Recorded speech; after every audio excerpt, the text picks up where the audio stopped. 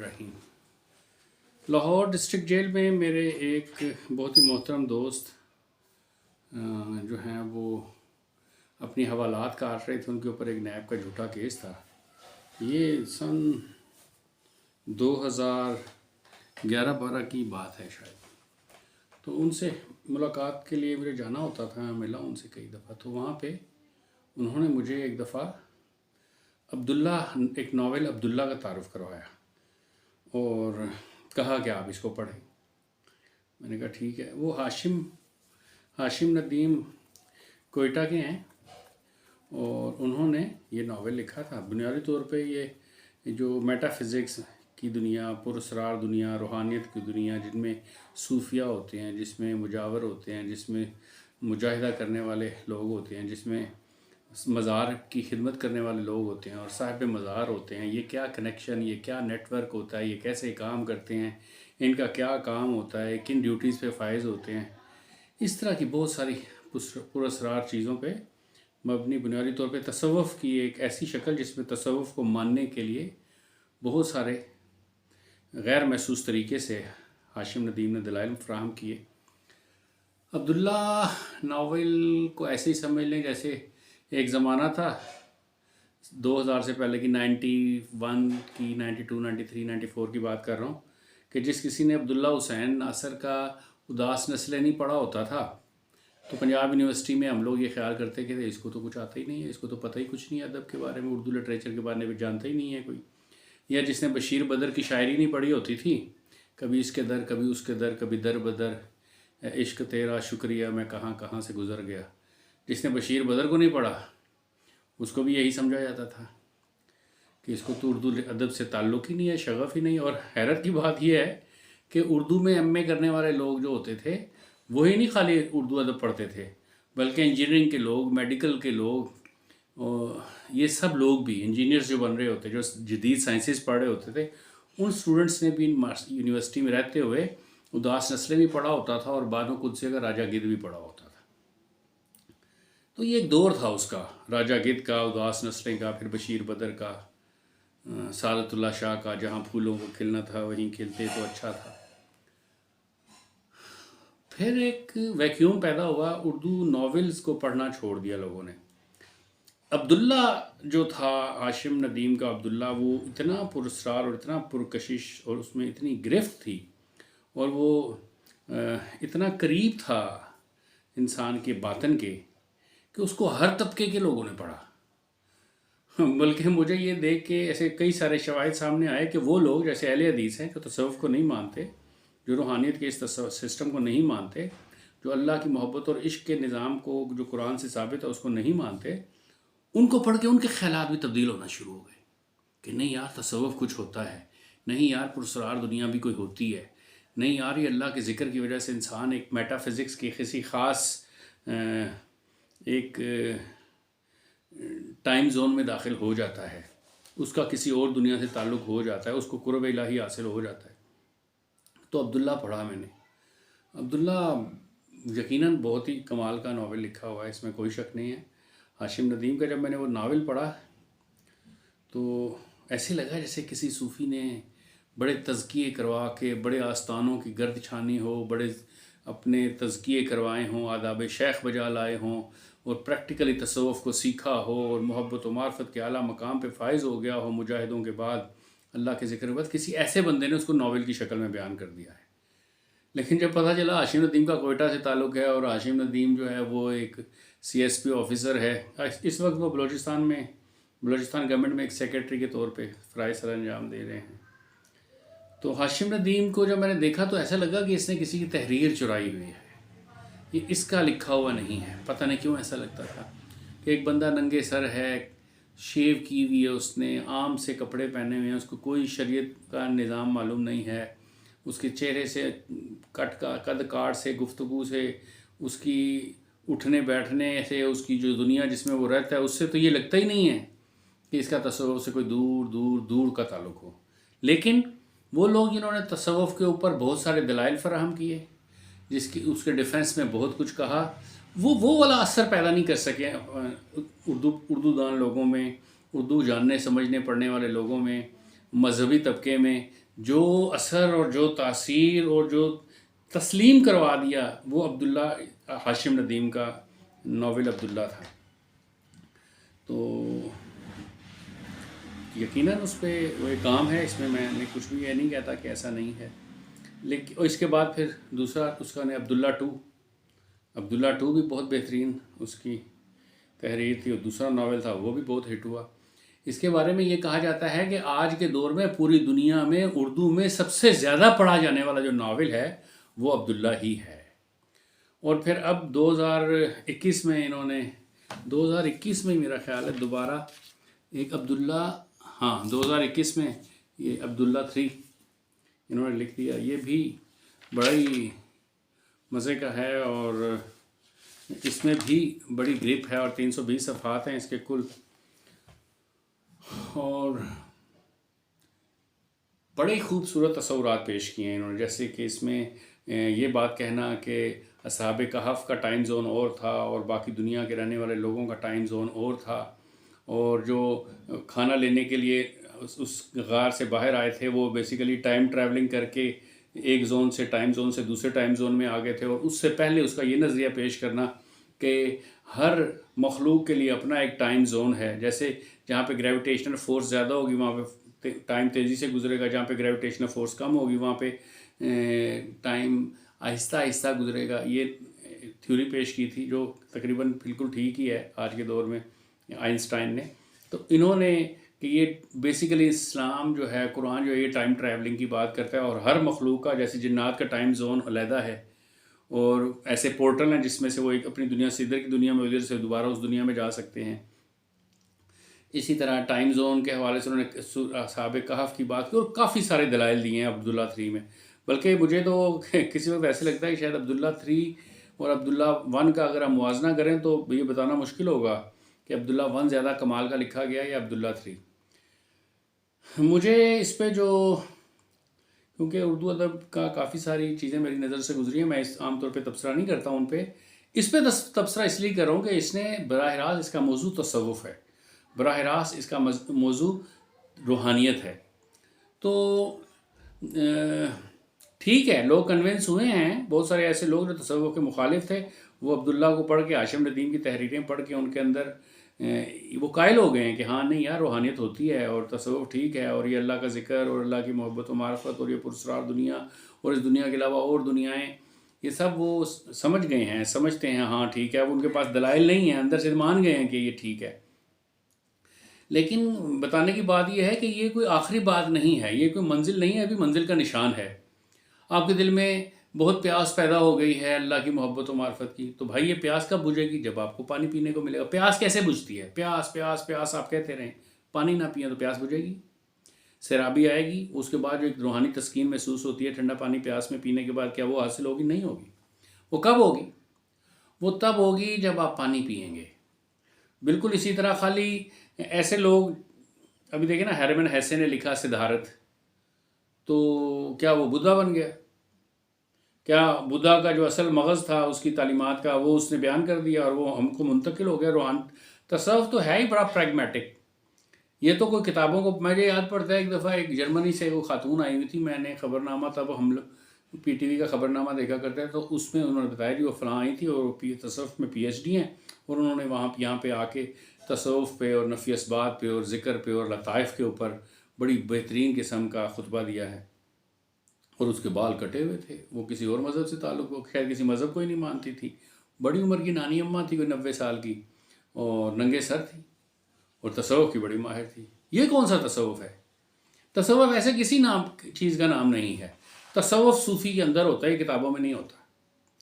اگر تصوف کو پڑھنے سے آپ صوفی نہیں ہوئے، یا صوفیوں کے پاس، صاحب تصوف لوگوں کے پاس بیٹھنے سے آپ کے اندر، آپ کے باطن میں تصوف نہیں آیا، تو آپ نے کیا سیکھا؟ آپ نے کچھ الفاظ سیکھ لیے، وہ الفاظ ایک خوراک تھے آپ کی دماغ کی خاص قسم کی ایک بھوک تھی، کچھ دلائل کی، کسی منطق کی. وہ دلائل آپ کو دستیاب ہو گئے، اس سے آپ کے دماغ کو تسکین پہنچی. پریکٹیکلی تو آپ صوفی نہیں ہوئے. پریکٹیکلی تو ہونا یہ چاہیے تھا کہ آپ صاحب نظر ہو جاتے، آپ ایسے ہو جاتے جیسے حضور صلی اللہ علیہ وسلم نے فرمایا کہ مومن کے دیکھنے سے ڈرو، کیونکہ وہ اللہ کی فراست سے، اللہ کے نور سے دیکھتا ہے. مومن کی فراست سے ڈرو. تو ہیرمن ہیسے کو پڑھ لینے سے، اب اسلم فرقی اس کا اردو میں ترجمہ کر دے جرمن سے، یا انگریزی سے اردو میں کر دے، یا اس کا 200 زبانوں میں ہیرمن ہیسے کی ناول صدارت کا ترجمہ ہو جائے، یا عبداللہ کو پڑھنے سے آپ صاحب تصوف نہیں ہو جاتے، اور اگر آپ قائل بھی ہو گئے تو بھی آپ نے کوئی بڑا کام نہیں کیا۔ اس کی وجہ یہ ہے کہ یہ کرنے کا کام ہے، اور یہ کرنے کا کام کیا ہے کہ آپ بیٹھ جائیں، جم کے بیٹھ کے، آپ کے دل میں اللہ کی محبت کی بڑی پیاس ہے، آپ مزارات پہ جا رہے ہیں تو مزار کیا کرتے ہیں، کھول کے بیان کریں نا، مزار پہ کیا جھاڑو لگانا ہی سب کچھ ہے، وہاں پہ ہاتھ باندھ کے بیٹھ جانا ہی سب کچھ ہے، وہاں پہ چادریں چڑھانا ہی سب کچھ ہے۔ یہ محبت ہے، یہ آداب ہیں، یہ ایک تعلق اور نسبت ظاہر ضرور کرتا ہے،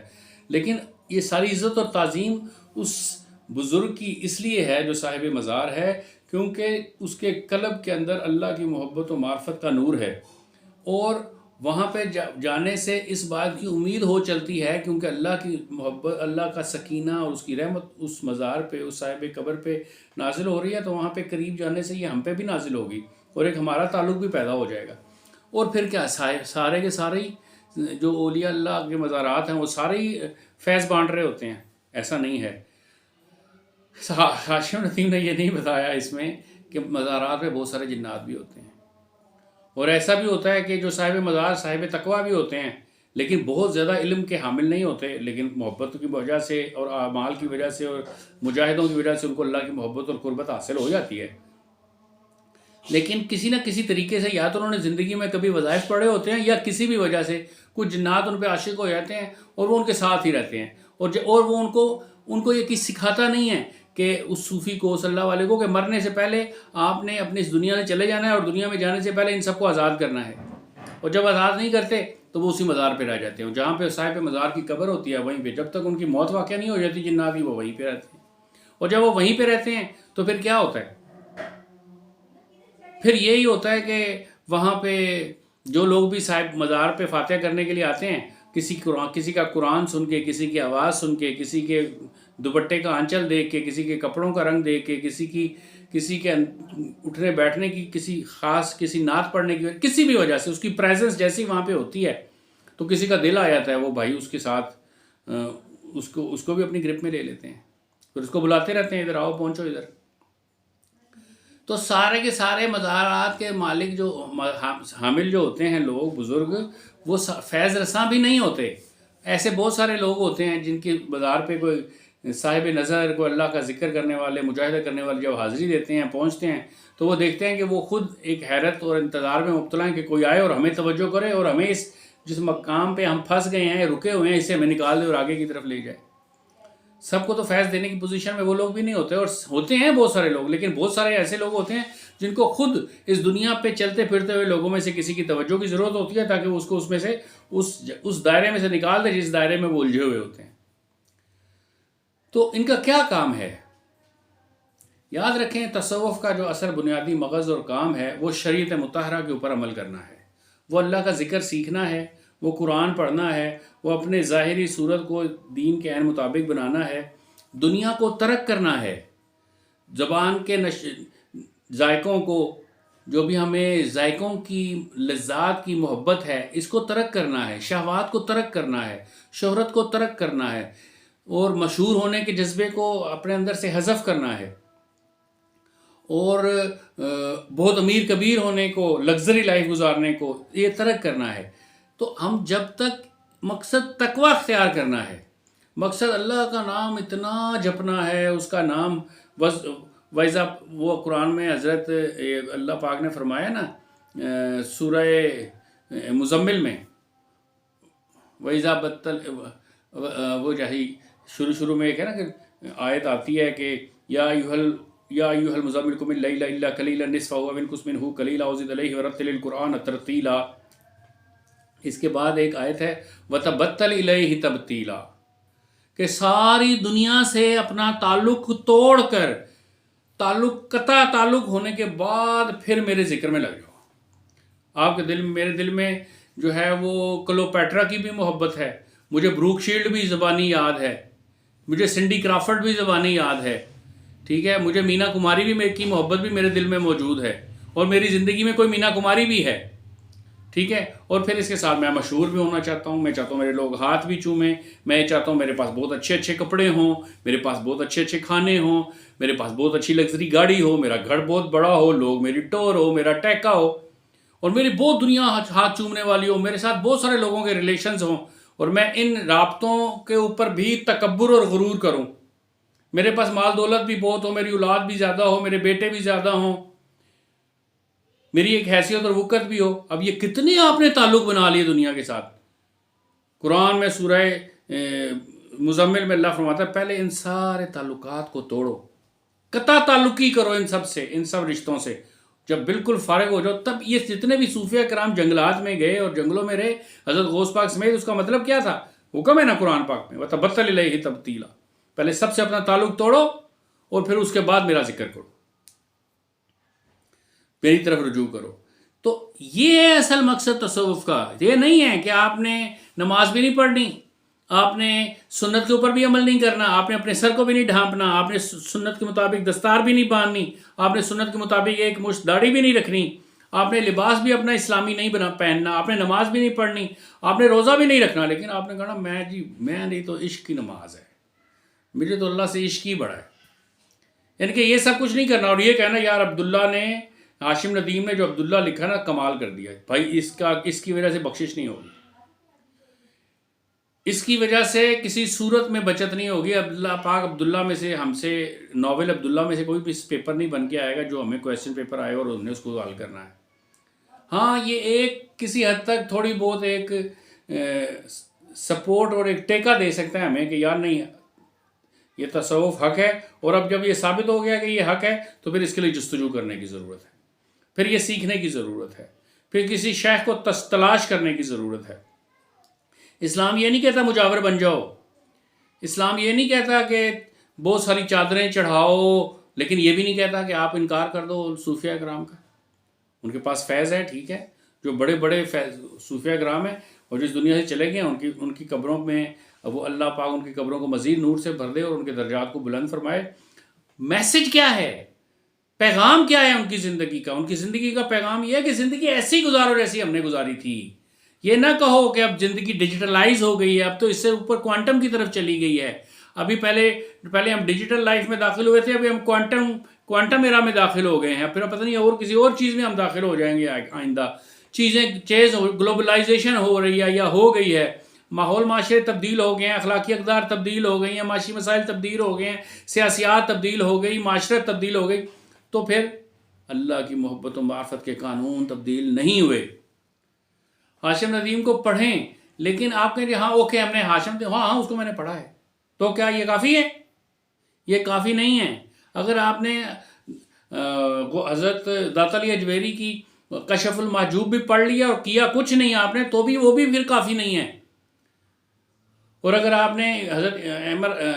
مکتوبات امام ربانی احمد فاروقی سرندی رحمۃ اللہ تعالیٰ کی تینوں جلدیں پڑھ لیں تو سمجھ آتی نہیں ہے کسی کو, ہر کوئی کہتا ہے میں نے پڑھی نہیں ہے, تو بھی آپ نے کوئی بڑا کام نہیں کیا اگر آپ نے تصوف کو پریکٹیکلی اپنی لائف میں اپلائی نہیں کیا. اصل کام تصوف کو اپنے اوپر اپلائی کرنے کا ہے. جہاں بہت سارا ہاشم ندیم کا ناول عبداللہ لوگوں کو تصوف سے متاثر اور مطمئن کرتا ہے, اتنا ہی زیادہ ہاشم ندیم کی جو تصویر ہے وہ لوگوں کو جو ہے وہ دین سے اور تصوف سے گمراہ کرتی ہے, کیونکہ اس کی زندگی میں وہ جو ظاہری بہت ضروری چیزیں ہیں جن کے بغیر گزارا ہی نہیں ہے کسی صورت میں, وہ تو اس کے اندر ہے ہی نہیں. اور دوسرا یہ جتنا بھی انہوں نے نظام بیان کیا ہے مزارات کا, جس میں حاکم بابا اور سلطان بابا اور عبداللہ یہ سب جو باتیں بتائی ہیں, یہ روحانی نظام, یہ جو ایک پیرالل دنیا ہے, متوازی دنیا ہے ایک روحانیت کی, اس کا کوئی مین سنکرونائزڈ کوئی جی ایچ کیو نہیں ہے یہ, بلکہ یہ ایک بہت چھوٹی سی جزئی ہے روحانیت کی. اس دنیا میں جس طرح صاحب مزار لوگ موجود ہیں, اسی طرح زندہ لوگ بھی موجود ہیں. وہ کہیں بھی ہو سکتے ہیں, وہ ملک شام میں ہو سکتے ہیں, وہ اردن میں ہو سکتے ہیں, وہ پیلسٹائن میں ہو سکتے ہیں, وہ غزہ میں ہو سکتے ہیں, وہ ویسٹ بینک میں ہو سکتے ہیں, وہ ہندوستان میں ہو سکتے ہیں, وہ سری لنکا میں ہو سکتے ہیں, کہ جو واقعی صاحب تقویٰ ہیں, جن کی صحبت میں بیٹھنے سے انسان کے دل کی دنیا بدل جاتی ہے, جس کی وجہ سے انسان کے دل کے اندر واقعی ایک نور اور ایک کرنٹ جاتا ہوا محسوس ہوتا ہے, وہ ٹھہرا ہوا بھی محسوس ہوتا ہے. اس کو پڑھنے سے ساتوں لطائف جاری نہیں ہوتے انسان کے. وہ ساتوں لطائف جاری کرنے کے لیے پھر کسی صاحب توجہ کی ضرورت ہوتی ہے. تو ہم اس کو کہیں گے یہ فرسٹ سٹیپ ہے روحانیت کی طرف, تو ہم یہ بھی نہیں کہہ سکتے. ہاں ایک کام ہے, لیکن اگر آپ اس کو تصوف کا سلیبس بنا دیں گے اور آپ کہیں گے کہ یہ تصوف میں جو بنیادی مین کتاب ہے اس کی حیثیت یہ رکھتی ہے, تو ایسا نہیں ہے. عبداللہ لفظ کے ہی منافی ہے یہ کتاب. عبداللہ کا مطلب کیا؟ اللہ کا بندہ. بندے کا مطلب کیا؟ وہ غلام. غلام کا مطلب کیا؟ جس کا اپنا کوئی ارادہ نہیں ہے, جس کا کوئی مالک ہے اور اس نے اس کی مرضی کے مطابق چلنا ہے. تو اس کو پڑھنے کے بعد کتنے لوگ ہیں جو عبداللہ بن جاتے ہیں؟ نہیں بن رہے. تو امید ہے اس مغالطے میں پڑھنے والے مبتلا نہیں ہوں گے, اور اللہ کرے کہ پریزاد لکھنے سے اور پریزاد کے علاوہ یہ ایک محبت اور صحیح اور صلیب عشق اور بچپن کا دسمبر, خدا اور محبت, مقدس, رقص بسمل یہ سب لکھنے سے جو ہے نا ادب کے نقطہ نظر سے تو کوئی کام ہو رہا ہے, لیکن انسان کے نفس کی تہذیب اور انسان کے قلب کا تصفیہ اس سلسلے میں جو کام ہو رہا ہے اس کو اگر ہم کسی عدد میں کسی شمار میں ظاہر کرنا چاہیں گے تو وہ زیرو ہی ہوگا, صفر ہے وہ. تو اللہ پاک ہمیں ہر قسم کے مغالطوں سے محفوظ رکھے. شکریہ.